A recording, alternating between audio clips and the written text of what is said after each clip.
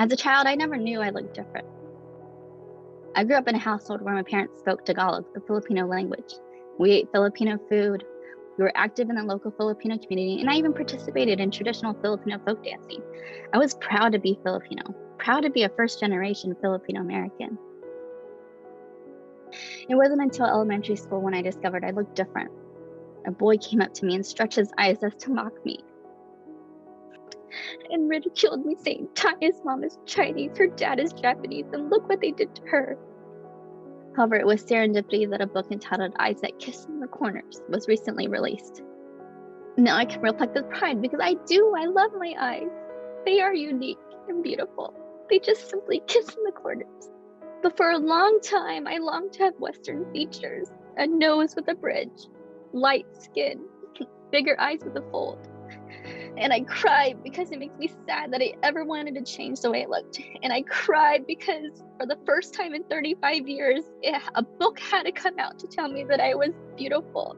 And it makes me cry though, because it makes me happy that books like that exist for future generations to come.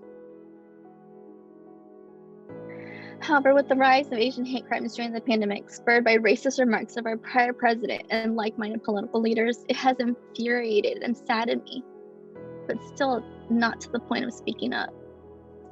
I think it was easy to not think about it because it wasn't happening to anyone I knew. It wasn't happening to me. It wasn't happening near me. I allowed myself to feel almost numb to it. Maybe it's because I'm afraid I'll be confronted with some vile racist incident that's different from the usual Asian stereotype remarks and microaggressions I've experienced throughout my life. But now that it's happened in San Antonio, I'm fired up. I went to go visit my mom last weekend. And like I said, we don't talk about racism, but for the first time we actually, are having conversations about this. And she was telling me, I keep on looking at the Ring camera because every time I see like movement, I think that someone's coming. And she's scared in her own home. Like that makes me really sad because they've lived in San Antonio for several years. This is not okay. This is not the price that we should pay to be in this country. We hope this does encourage more conversations because that's the first step in combating racism.